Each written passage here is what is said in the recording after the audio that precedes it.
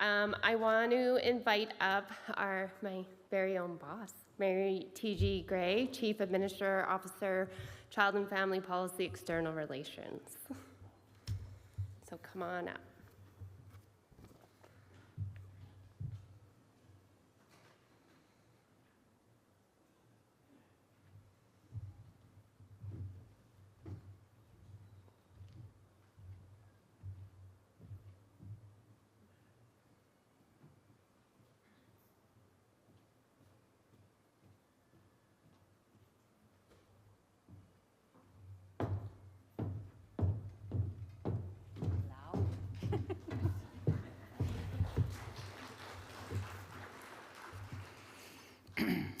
Who's clicking for me?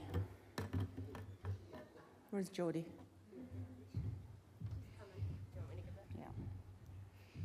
Here, Vanna. So good afternoon. I'm Mary Teegee-Gray. My hereditary name is Mausham Gabu, which is White Wolf. First of all, as our law dictates, I would like to acknowledge and thank the Notley Watan for allowing us in your territory for conducting this very important business. I'm honored to be in your presence to present today. Before I get started, I would like to just really thank all the CSFS staff, all my friends, all my family, all the ones in our nations that have supported myself and my family through the worst few months, having the loss of my sister Sandra, and then more recently my mother. It's been a hard time, but I'm here because I know what my mom taught me, and I'm able to stand up here because I know each and every one of you are holding me up. So for that, thank you, thank you, thank you. I'm going to start with, given that our AGA theme around for our children, I just wanted to remind everybody about where we started and where we're going. And it's important to do that. So in order for us to have a really strong path forward, we have to know what our foundations were and where that came from. And you know, all of those years when CSFS was started, and often you've heard me say this, that it came from a place where we wanted to be self-determining in child and family, in social, health, and legal, and we have never strayed from that mandate when Carrick County Family First Services first started. And of course, when the child and family service portion of that mandate came to fruition, it really came at the bequest and the urgency by the women, the matriarchs, predominantly the ones in psychas, you know, the late Selena, Mary John, you know, there's Marilyn Vickers here as well, all of them saying, you know, enough of our children have been taken away, enough of our children are going into care. So they demanded that leadership at the time did that, and then the young, really young Warner Adam took that, that mandate and really saw its, the vision of what that could be. And so I wanted just to touch base on that because I think it's very important for everybody to understand. I know that we're moving into the field of jurisdiction and it seems like we're moving fast, but we're actually not. You'll see by my presentation that we've been preparing for this day since we first started. So I'm going to get the next slide up here. We're just going to be talking about some of the Carrick County Child and Family Services social CSFS achievements through the years, and not to forget those that came before us. And that's even more poignant when I say that everything that we've done has come from the direction and the guidance of not only our elders, but the ones that have left us. You'll hear that the work that we're doing right now, and you've certainly heard from Dr. Hollick about, you know, research. So everything that we've done at CSFS has come from some form of research, be it gaining knowledge from our elders, from our staff, from our community members. That's the foundation of the work that we've been doing.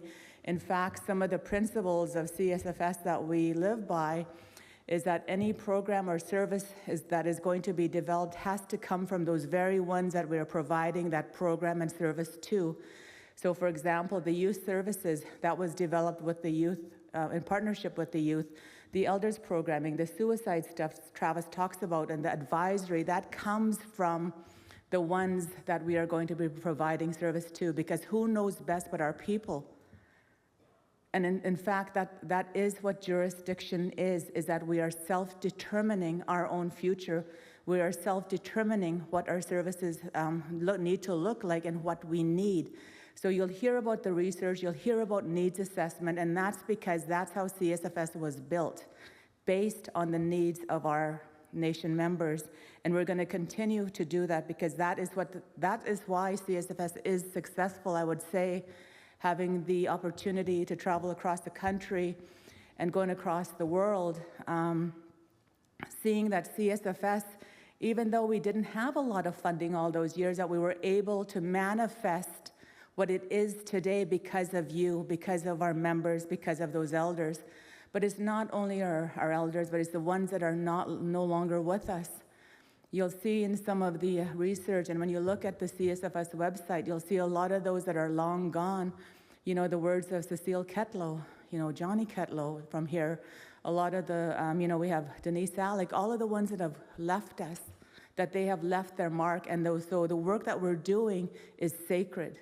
Not only our children are sacred, but it is the sanctity that has been gifted to us by the Creator that we're trying to fulfill. We're trying to ensure that the words of those that are no longer with us, and those words and the dreams of those that are yet to come, that we're able to really bring that to fruition. And what an honor that is, and I've been honored to do this work. The next slide, please. So I put this here because one of the things that we need to do to ensure that we're delivering the service in a culturally appropriate manner, and that's another principle that CSFS has always upheld, is that all services will be community-based and with the cultural foundation.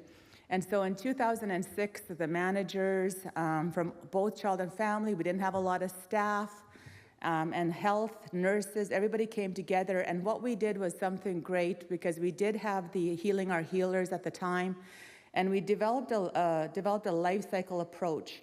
And again, I know many of you have heard this, but it's basically that life cycle where if you have a healthy baby, you have a healthy child, a healthy adult, a healthy parent, and on and on. And so when we look at that, that is a foundation for what we have for our service delivery planning, or our service delivery approach, which is a requirement when we move into jurisdiction. So we started this work like a long time ago in 2006, so those requirements has always been in the back of our mind. We also have not only the life cycle at the time, you have to remember too, back in 2004, we had if you go on the YouTube station, if you haven't seen it, and hopefully there will be a link to it, it's called A Journey Home, Reclaiming Our Children. And we just came from a legislative meeting a few weeks ago, a very successful one. But if you go back to 2004 and you look at that film, that was when we received the mandate to develop our own child and family processes, systems, and more importantly, our own laws, our own ways of doing things. So that was back in 2004. And so I think when we look at that to where we're at now, it's 2025, we have been working on this for decades to do this work. Next slide.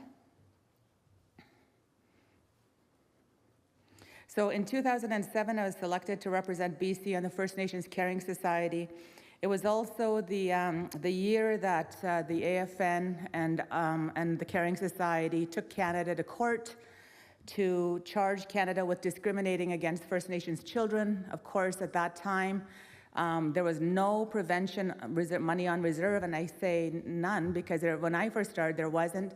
We did receive $11,000 one year, and then a few years later, we got $32,000 from INAC, ANSI, DIA, whatever they were called at the time, to provide prevention services for all 11 communities, so very little. CSFS was in a little bit better position though, because we had the only agreement of its kind in British Columbia, and that's actually how CSFS was started. because there was an agreement, the family care worker, some of you that have been around will remember that program, the family care worker program. That's the only provincially funded prevention program on reserve at the time, and it was the only one. And so there was money for 4.5 family care worker positions, so that really started CSFS. And so from there, we've built on that. Now we have, the family preservation program. We have so many different programs, but that's the little seed that started the work. And so we did have a little bit of prevention money, not a lot, but by the province, not by the federal government. So we took Canada to court at that time. Carrier-Secani Family Services, again, just starting up some of the prevention work that we had, but through proposals and on a wing and a prayer often. Next slide. So we had, the guardianship was signed with MCFD, and when we signed this guardianship agreement, it was when we were taking the files away from CSFS. And I'm not just going to say files, these are children that were being provided services by MCFD that were then transferred to CSFS. And when that transfer happened, we were not given the same amount of money that MCFD had for those children. It was quite a bit less. So we negotiated, it was quite a good agreement. It was going to sound like Trump, the best agreement in BC. It was the best agreement in BC at the time. We actually fought for and got a cultural component in that MCFD agreement, which allowed us to have funding to bring our children back to the community. I think it was only about 6 times a year. We tried to ask for 12 times a year, but that included extra social workers. So we were able to get a better agreement. And we signed that agreement under duress because even at that time, Warner will remember, there was no prevention funding. And so they said, well, you could go and you could apply for it. You could do proposals. You could ask the non-Indigenous service providers to provide service to our children, yet the money was going to them. We soon changed that within a couple of years. We also did the first clan house proposal back then. So again, to think about, we were in preparation. You heard Sandra Isaac's presentation, but we started that way back then, and we did the big comprehensive proposal. We actually were successful, but never received the money for that because it actually went down politically. A decision was made that it would go down south. So we never did receive money for that. We then, I think that was in 2008, again, we also at that time further developed the community wellness team curriculum, which was the old community-based teams. If you remember that, Marilyn Vickers is here, Mabel and Marilyn, the Saikas, women came together and really started the first community-based teams along with Yakuche, Takla, and what we did is developed a curriculum that we included the Marilyn and the community members to really look at what decisions could be made and how should decisions be made for the community. And again, I'll say it again, jurisdiction in its simplest form, it's your ability to make decisions. So who should be making decisions for our children? Certainly not MCFD, because they haven't been making good decisions, but it was, for us, it was through the community wellness team where they know what's going on in the community, they know what's happening, and so there was that training curriculum. And also, we also developed with the Indigenous Perspective Society now is called, was the band designated representative, and since then, over the last few years, especially this last year, enhancing that band designated representation meeting and the community wellness team curriculum. So that was way back then. The next slide. So even again, so when we're saying that the work has just started, we haven't. This was back in 2010 when we did, we started working to do the C6 work, and that's of course is to assume child protection. However, we did do the work. We had our different working groups. We worked with the community. We worked, again, Healing the Healers was there. We worked with many elders. We worked with the community-based teams. If you recall back then, we then retained Maurice Squires to help us do some of the work. What happened back then, though, is that there was going to be no new money. we would have increased the workload to actually look at child protective services, but there was going to be no new money. And so why would we take that on when we couldn't afford what MCFD was doing? And so we had to just say, okay, well, we are going to, and rightfully so, we're just going to expand and enhance our prevention.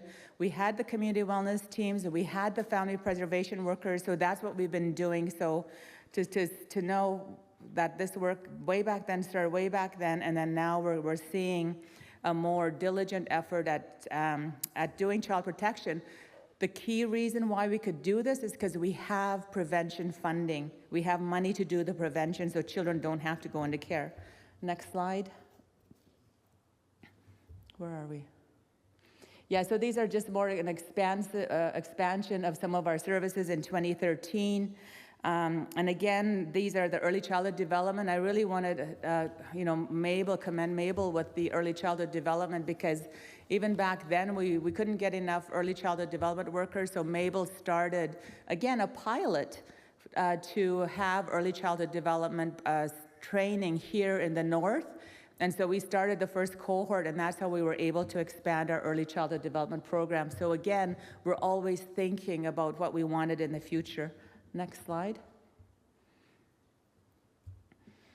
This is sort of some of the Release the Highway of Tears documentary, but before that, and since 2006, some of the work that we were doing, we had the Highway of Tears Symposium, the Highway of Tears, the initiative we started, and when you talk about a pilot, we worked with the Ministry of Transportation, and we actually got the pilot drivers, the drivers training course. And so we were the first in BC to get that. I was then appointed to the Highway 16 Transportation Action Committee. And so we were able to get funding for vehicles in the community. We were able to get, if you look at all of the different booths along the highway safety places, now we have the cell services, but we also had the $5 bus. That all came from that work that was done, again, off the side of our staff, of our desks to do that. And I think the pivotal time came with the Highway of Tears documentary and how important communication is, because what happened after that is that then there was the national inquiry, and then there was some funding put to that, so we were able to access funding, and you'll hear from Michelle about what we're doing now. So again, starting in 2006, 2015, it's again thinking about the safety of our women and children along the highway, but just generally violence against women. So always thinking about what we needed to provide services on the ground. 2016, next year, was a pivotal year. So we had, we were trying to assume like all delegated services provided by MCFD, that's including the C6, CHRT. We won that case in January 2016, and we engaged with communities to develop a child and family prevention needs assessment in preparation for the CHRT ruling. So right now you have Travis's team, Rachel, going out to do the needs assessment, but we did one earlier, 2015, 2016, in advance of us winning the CHRT case. I knew we were going to win, I just didn't know how big we were going to win. But we started going out, we lobbied for money, we got some money to actually start the engagement. So we did start those needs assessment, and from that we developed the prevention needs assessment, and then the one that you're going through now is sort of updated to really reflect what's needed in communities. Next slide. So now that the federally funds, that's prevention services again. So after the win, we got prevention funding on reserve, which never happened before. So what we were doing, what we did right away is that we were able to get staff on par with MCFD. So our staff would get paid between $3 to $6 less per hour and didn't get the same benefits, et cetera, than MCFD. So with the ruling, the immediate remedy that we had to follow was to update everybody's wages. So let's thank Cindy Blackstock for our wages, and now they're on strike again, so that'll be impacting ours because we have to be on par with MCFD. So those are some of the pieces of the implications. I was then appointed by the, at the time, the regional chief and the different chiefs to be on the National Advisory Committee on Child and Family Services Long-Term Reform. Next, please. So again, we're able to bill for actual prevention services, which was a huge win. Before, if we were going to be getting actual money, it was just for maintenance. The federal government would give us money. Say it cost us $80,000 a month to keep a child in care. They would just give us that, but there was zero for prevention. So once the ruling happened, we were able to get prevention funding, which was a huge win, and it was at actuals.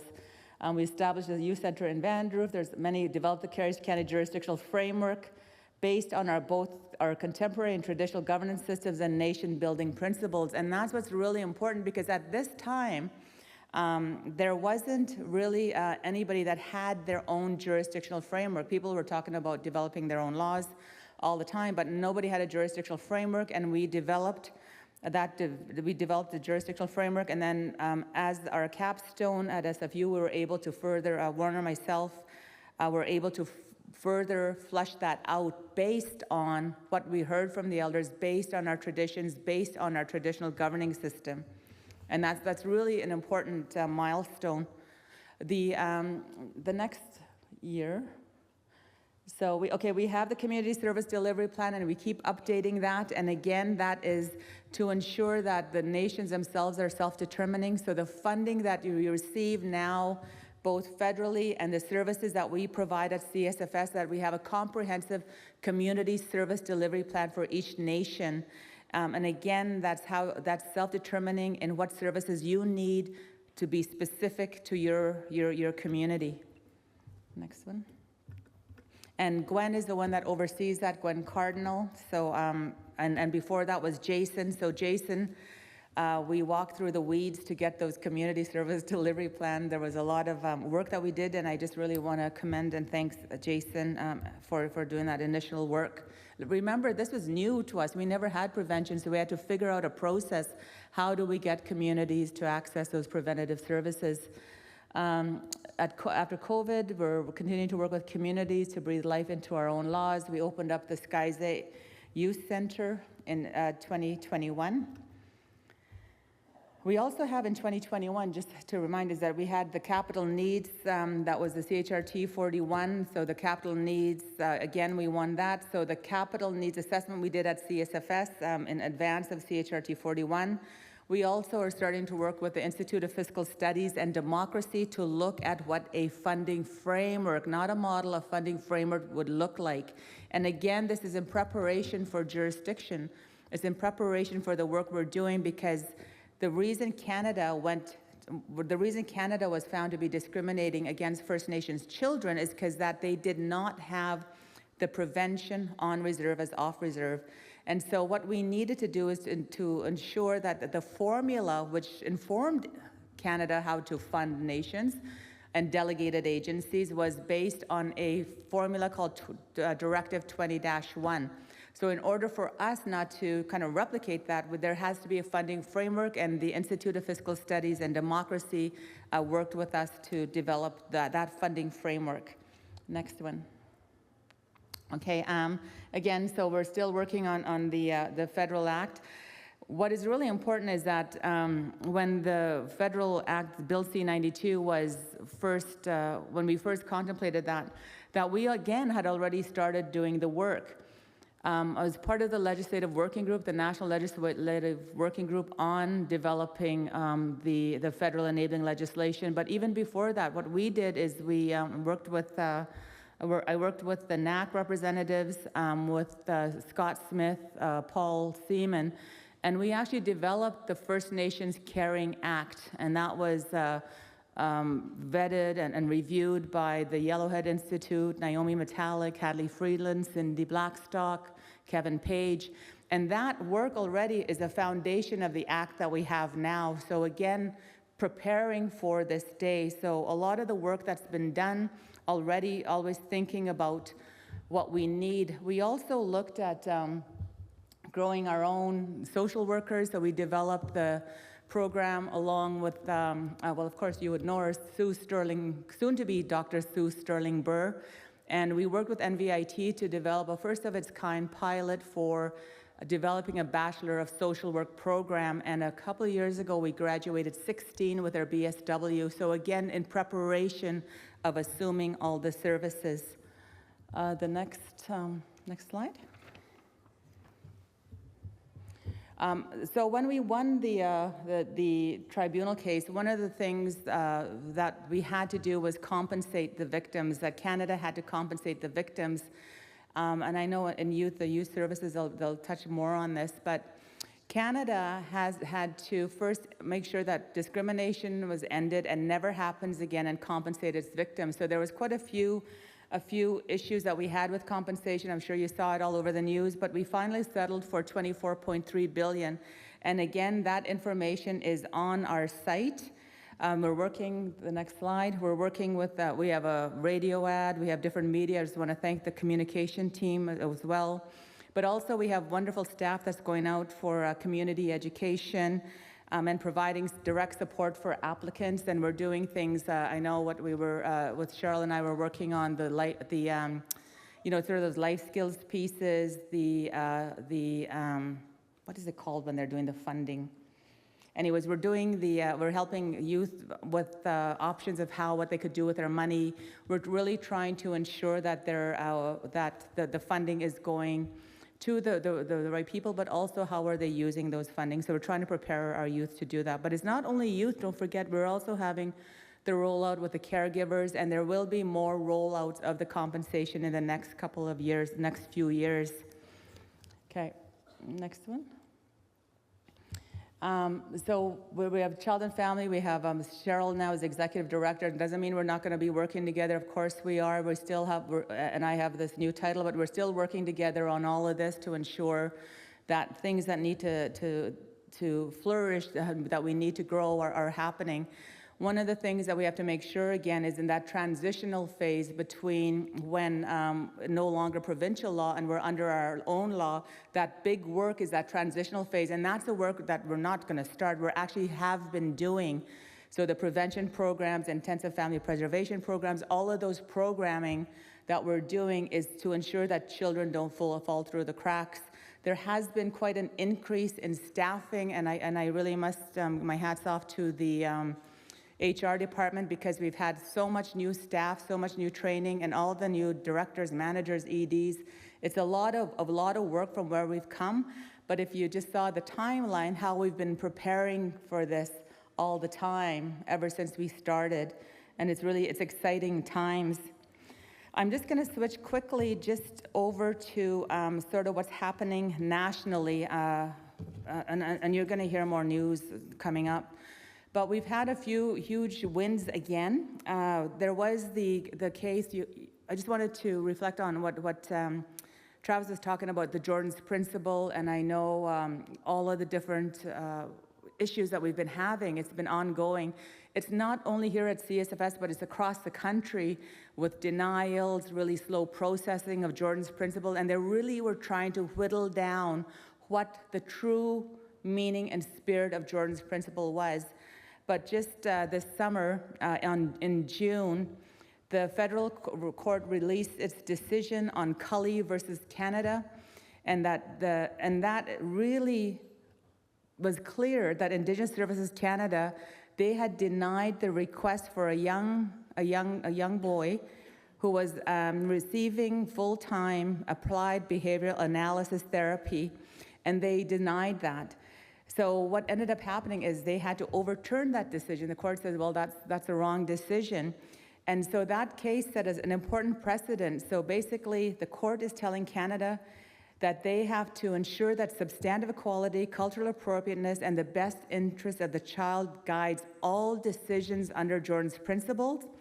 The tribunal order limits ISC's discretion when determining Jordan's Principles requests. We don't know how they make these decisions. They just sort of make it arbitrarily. So the tribunal is getting very directive now to say you need to look at the child's needs, their culture, and it has to ensure their substantive equality. So I think they can't also just create blanket exclusions to say we're not going to fund any of these. Say, for heaven's sakes, and in some parts of the country, we're no longer going to support tutorial services for children with special needs. That's a blanket decision. They can't do that. So there has been a fight. We've been working at this. Wonderful, wonderful legal team as usual. So we won that decision. Canada, of course, just in the last couple of weeks has decided to appeal the decision. So we won the Cully case, and then also there was also the Paulus versus Canada. I'm sure you've seen that on the news, where two grandchildren, the grandmother was taking care of two of her grandchildren, and these kids were having like extensive asthma problems, all these problems, and then so what they were trying to fix was the mold in the house was so extreme, and that was already something that was under Jordan's principle. The substantive equality piece is denied it. So the courts came back and we won again and said, no, you have to reconsider this request, and you have to determine these requests based on the child's best interest and substantive equality. So Canada now is appealing that, saying that that Jordan's principle is only meant to give children equal access to government services that already exist, not to create new ones. Government services, we know there isn't enough government services. There's private services, all these other services, but that is basically BS. So of course we're going to win again, but they've just appealed that just in the last couple of weeks. So again, you'd think, and they did that again on September 28th, 29th, just in advance of National Day Truth and Reconciliation. They always seem to make these bad decisions just around that day. So that's sort of the Jordan's principle, but trust us, we are working on making sure that Canada is following that. We do have working groups all the time that sort of pushes Canada, but it's really like if there are any of those decisions, we are trying to get Canada to at least pay out those Jordan's requests that are $500 and less. It costs $508 to process a Jordan's principle request. Over 60% of the Jordan's principle requests are under $500. It just doesn't make sense to me. Anyway, so that's what we're working on. We also have what's coming up though, and again, this is always something, there's always a fight. We had to take Canada, again, we had to appeal to Canada because when they agree, Canada and the AFN had signed on to the $47.8 million. They provided us a draft final settlement agreement. You'll recall that came last summer, the $47.8 billion. We said it wasn't enough. It wasn't enough. It wasn't giving us enough assurances that discrimination would end because the agreement was for only 9 years. And don't forget, the tribunal was discrimination ends and never happens again. So how can an agreement of only 9 years actually ensure that discrimination never happens again? So we said we disagree with this. We weren't part of that agreement. And when I say we, it's the Caring Society. We weren't part of that negotiations. It was only Canada, AFN, the Chiefs of Ontario, and NAN. So what ended up happening after that vote, we voted on it, the Chiefs voted on it, and we said, no, we don't want that. It's not good enough for our children, a right decision. The Chiefs of Ontario went on and did their own. So we said, that's fine, you do what you want to do, but we actually had to compel Canada to come back to the table to negotiate in good faith and to also to really fund the negotiations. So what happened in August is there's a CHRT 80, which is a huge win again for us. Basically, that decision, what is really important here is that the tribunal is saying that the CHRT will stand in perpetuity, so that they always will be held to the place where they have to ensure discrimination doesn't happen again, and it's ended and doesn't happen again. So we're working with the chiefs, and we developed the National Children's Chiefs Commission. The National Children's Chiefs Commission is to oversee the negotiations, to include fair and transparent negotiations, to ensure that free, prior, and informed consent is upheld as directed in the United Nations Declarations of Indigenous People Act, federally and also both provincially. So that's what the NCCC is doing. Our commissioners in British Columbia is Deb Foxcroft, who used to be a former Assistant Deputy Minister, and Kulpi Helen Henderson, and we're really happy that they're there for us. And so while the tribunal is saying, you know, Canada, you're going to be held under the CHRT principles, they're saying you also have to follow the spirit of the tribunal and put the children's best interests. So what they've done is said, the agreement has to be based on all of the research, all of the work that we've been doing. It has to include the community's voices. It has to include the voices of the agencies. It has to include the voices of experts, which is a huge win for us because that's all we've been saying. How can you make an agreement without the experts at the table? So the tribunal is given that order. They've also, again and again, they keep saying the spirit of what the tribunal wants, and that's really to have that long-term remedies to ensure discrimination never happens again. And I'm really happy that we had that decision, but they go further to even say that those remedies have to be based in culture.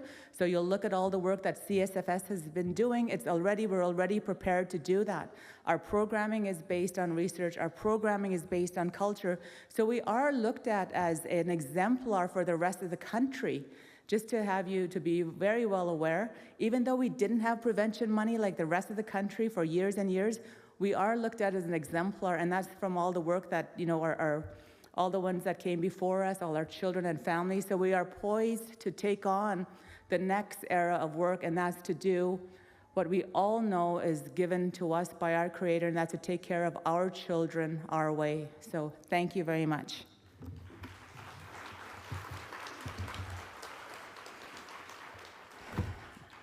I'm going to ask that just a brief, Gwen, Dawn, and Davina's here, just to do the quick up. Oh, there they are. I'm looking for them. Just to do the quick update on their programs.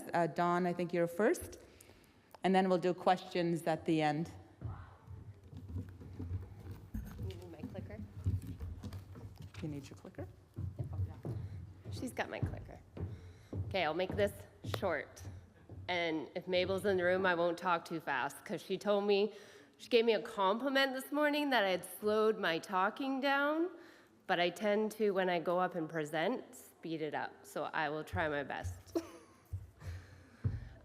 So this is some of the programs that we have under the early childhood development.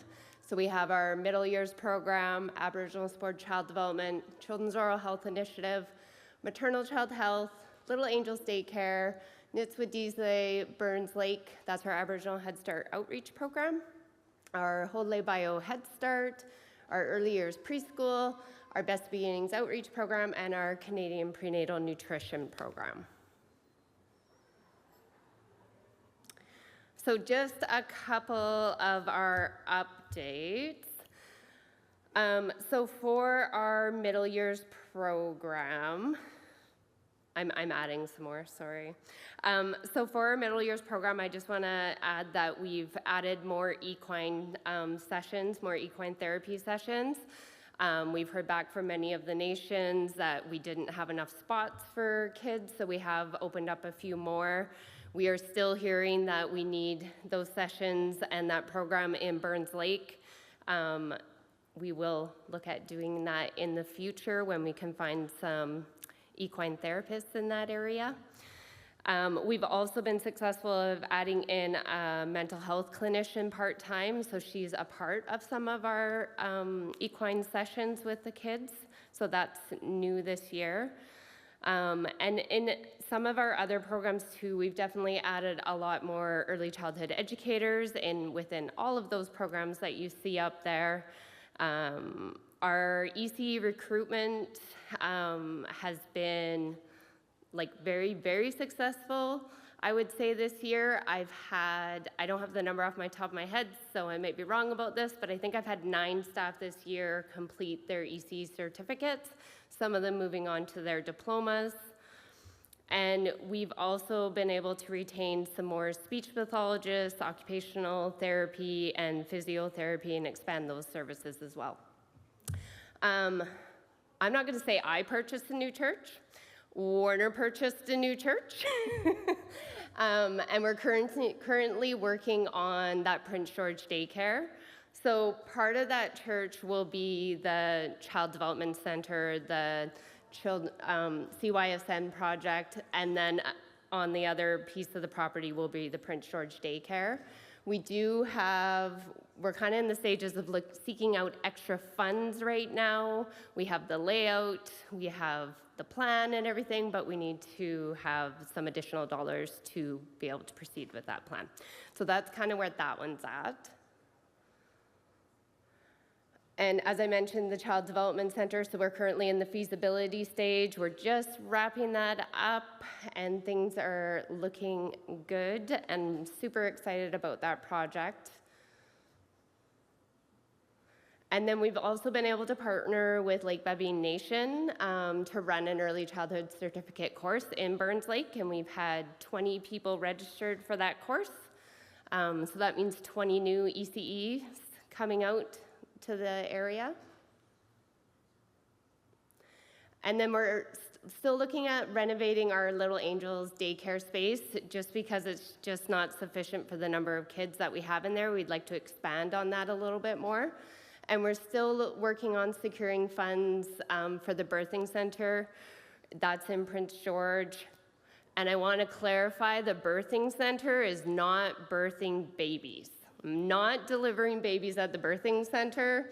It is a place for mothers to come, and they stay.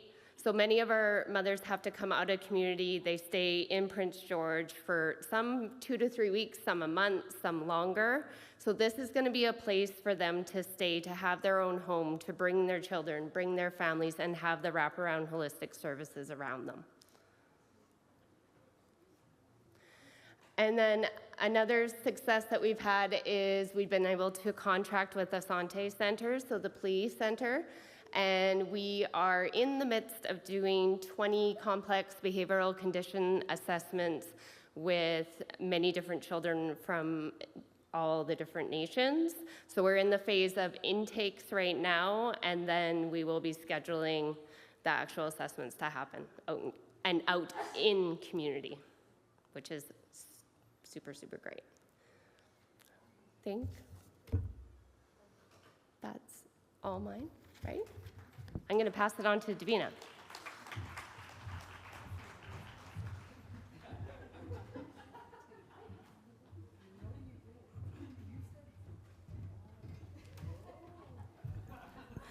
Good afternoon.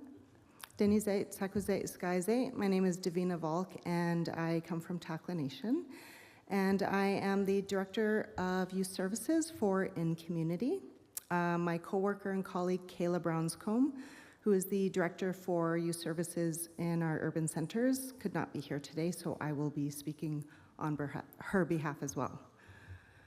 So our youth services, helping youth to establish strong cultural ties, foster healthy relationships, and develop life skills that enable them to reach their full potential. So these are the locations that we have our services in Prince George. We have our Nilchiskak Hababe Youth Services, our Skyzay Youth Center drop-in, high-risk youth drop-in center. In Vanderhoof, we have our CO Center. Burns Lake, we have our youth services, which we're excited to be relocating in the Foundry Center soon this month. And we have our CSFS member Nation Youth Services email, and I'll speak a little bit more about that.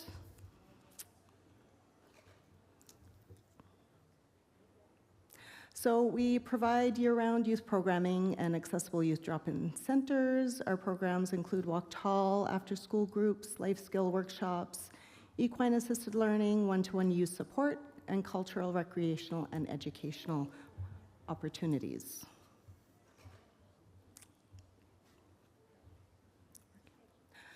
Okay, so I'm just going to give some brief, quick highlights of this past year.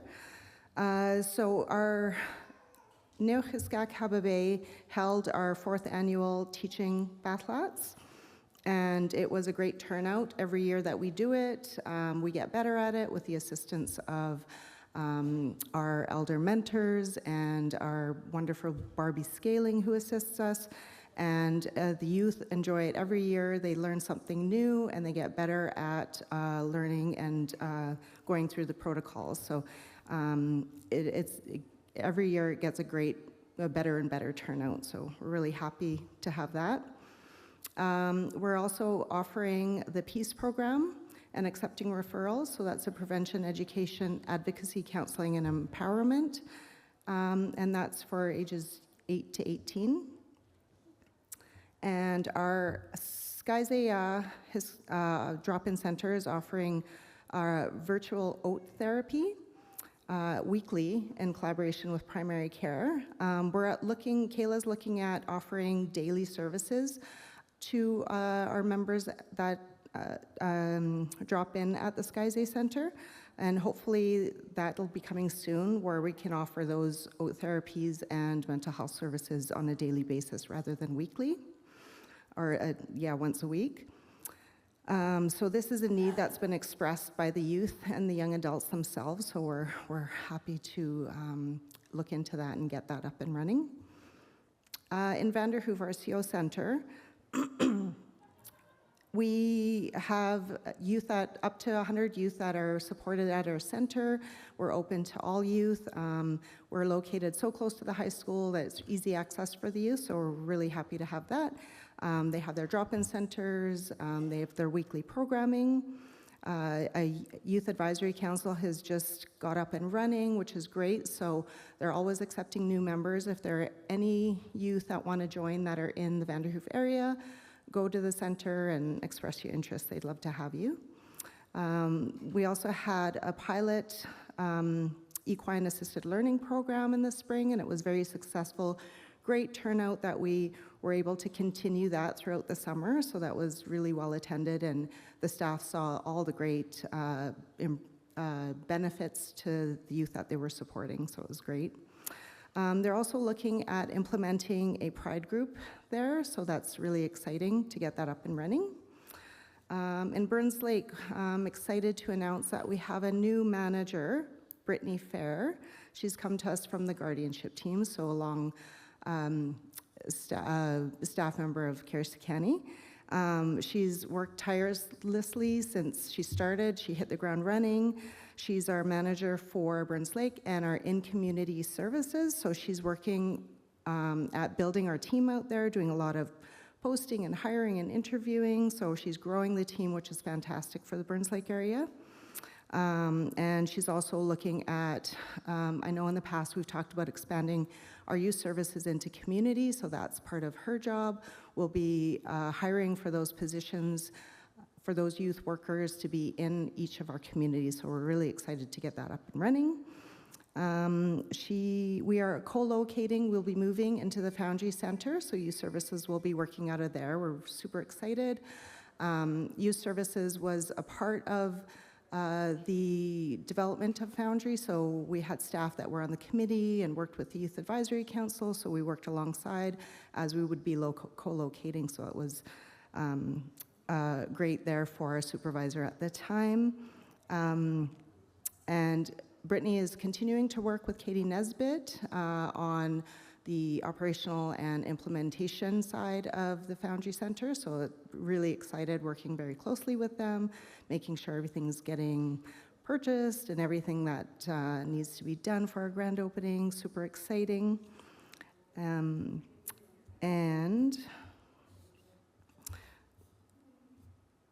we also held a youth leadership workshop this spring, which was really great. We had some youth from each of the nations that we offered. We had a fairly good group, and it was really exciting to hear their thoughts. We provided some learning for them, how to speak in public, and a whole bunch of other great things I can't remember. But we had our elder mentors there with them. It was really great to have the elders there supporting the youth and seeing the connection. So it was really successful and a great opportunity for the youth to really express what they're feeling, what they're seeing, how they see their leadership, how they can become a leader. So it was really great to see some little buds blossoming there. It was a great time.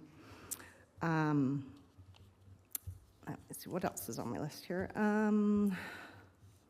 We're excited to announce that we have a new program, the Land-Based Grief and Loss Program. And so we were successful with our application to the Community Action Initiative for our proposal to offer a land-based grief and loss program, specifically for youth who are impacted by the opioid crisis. So this program is set to begin in Vanderhoof, and so we've hired an intensive youth social worker who will be running that program. And we will be planning to offer this program in Prince George and Burns Lake in 2026 and 2027. So that's exciting. And Mary had briefly mentioned earlier about the First Nations compensation.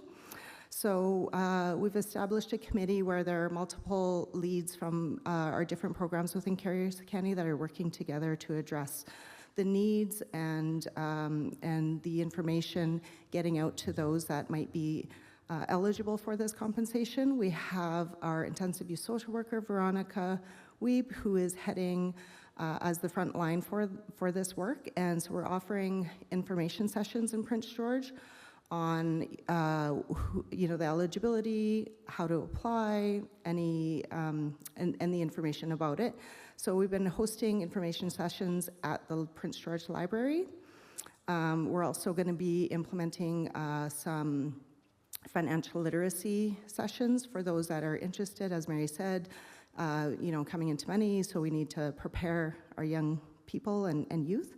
We'll be bringing these info sessions to communities, so that's, again, part of Brittany's work. We'll be hiring somebody to do that work in Burns Lake, and for now, what we'll be doing is having Verona come out and provide those info sessions to the communities. We've had these info sessions for our staff and all of our other programs, but we hear that there's a need for this information brought to the communities, so just keep an eye out for that. We'll have it on our social media, and we'll let our contacts know and have that information out for you when it starts to happen. Youth Services also had a part in collaborating with the National Collaboration Center for Indigenous Youth, Health, and Birch Bark Collective for a youth digital storytelling workshop where we had youth that worked with this Birch Bark production company, and they were able to tell their personal story through creativity such as art, music, videos, and photos. And so I think we had about 4 or 5 youth attend that. That was in July, so really excited and just waiting to see their videos come out here. If it's not already out, I haven't seen the announcement yet, but that should be coming out soon. So that was exciting. And last but not least, Youth Services will be collaborating with Kwame Lalem, and will be visiting their center, their Orca Lalem Treatment Center.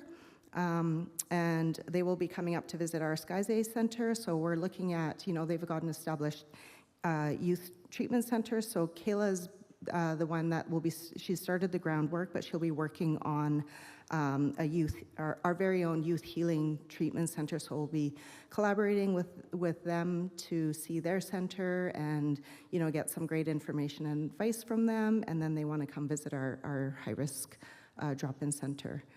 And I think that is about it for me. So hopefully that was short and sweet. Thank you.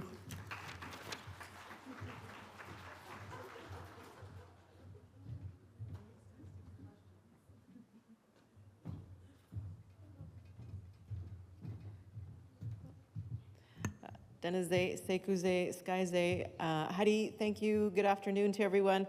I have the pleasure of being the closer. I feel like I should be rolling up my sleeves or something. Last call, all that stuff. I got some really good words of advice over there. It said, hustle, hurry up, cut your slides. So I just want to thank that beautiful prayer that was laid out by Barbie Scaling this morning, good medicine for us to start, and then the welcoming by Ashley of the Nadli Watan. Also, just those wise words from Warner and from Priscilla this morning, giving us inspiration and guidance, which I really felt was really, for myself, really pivotal and grounding this work that we do. So I have the honor and responsibility of the Community Development Department. Do we have a slide? We don't. Oh, we do. Yes, thank you. They cut my slides. So community development, we're a group of community planners, but also our culture and language coordinators that are in community. So we're kind of supporting cast members to each one of the nations. Community development, we work in collaboration with the nations around primary prevention, but prevention services.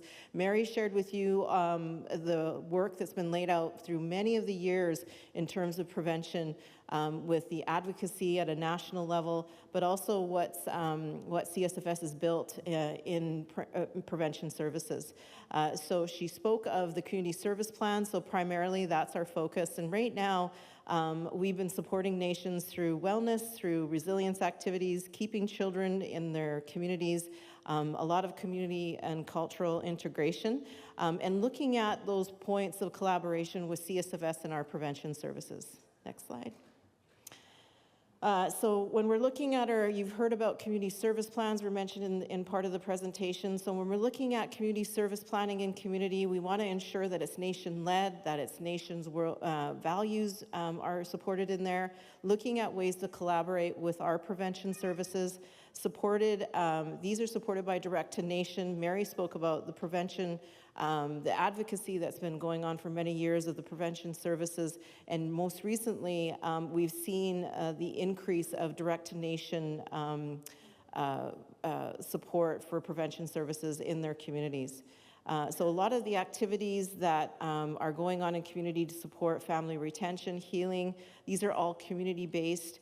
Our community service plans, again, we're finding ourselves in a place that we're revisiting those plans, looking at our planning cycles moving forward. And so we've been working a lot with your prevention teams in communities. Next slide. A couple of the highlights, it was mentioned in Dr. Holick's report, and Mary had spoke about it, about community needs assessment. So that was one of the things that we've done most recently, is collaborate with the quality innovation team with Rachel Wells, and developing and looking at our community needs assessment in the areas of child and family, but also in capital and infrastructure.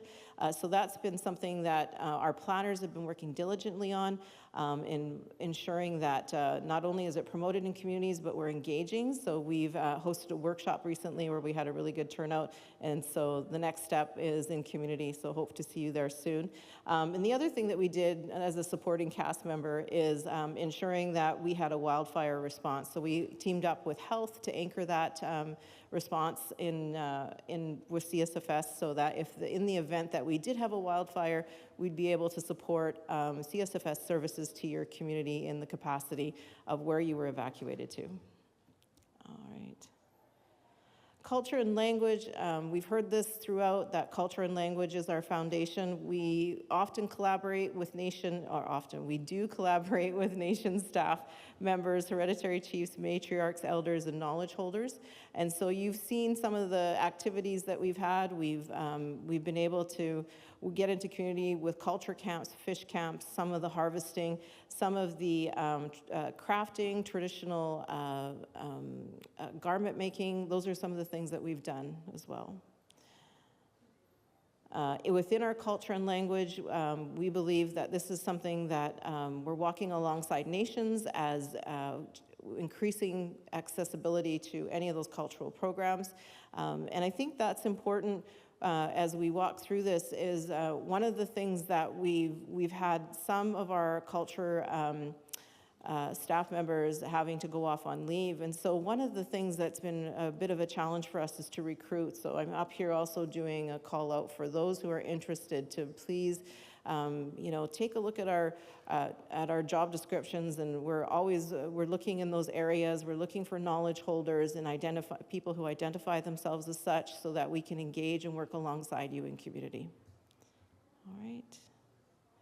Again, some of the things that we've hosted in community have ranged from language to Batlat session to medicine teachings, drumming, singing, dancing, and working in out on lots of land-based teachings. And so those are things that, when we're looking at these pieces, we've heard about our life cycle approach, how that's grounded in all the work that we're doing. So very important, and hope to see that that's part of our continued collaboration with the nations.